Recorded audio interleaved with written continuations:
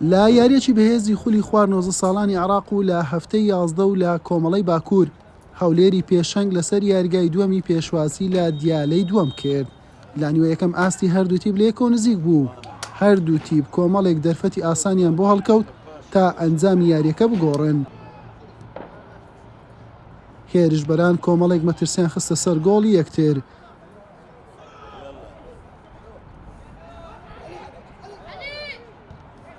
لە ناوەڕاستی نیوە یەکەم هادی جمعی کاپتنی لاوانی دیالە تیپەکەی بە گۆڵ یەکەم پێشخست.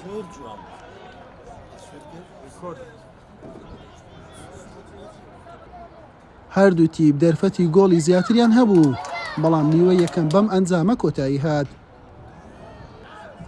لا نیوەی دوم هەرچەندە لاوەکانی هەولێر دەرفەتی زۆریان بۆ ڕەخسا تاوەکو ئەنجامەکە یەکسان بکەنەوە، بەڵام نەیانتوانی بیقۆزنەوە و وەریان بجێڕن بۆ گۆڵ. هەر بۆ یاریەکە بەو تاکە گۆڵی دیالە لە نیوە یەکەم تۆماری کرد کۆتایی هات.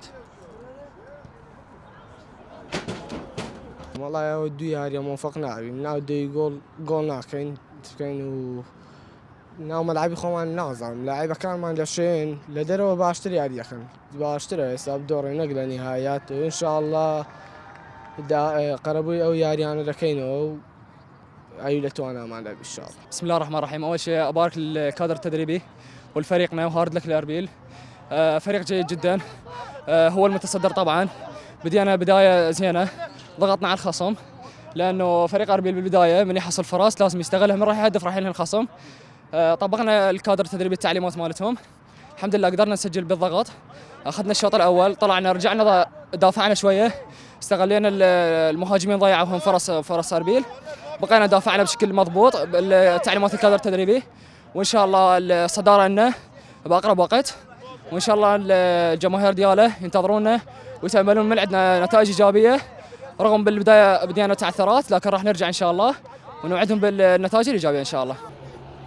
لاوەکانی هەولێر بەم شکستەش هەر لە پێشەنگی کۆمەڵەکەیانمانەوە و خاوەنی 24 خاڵن.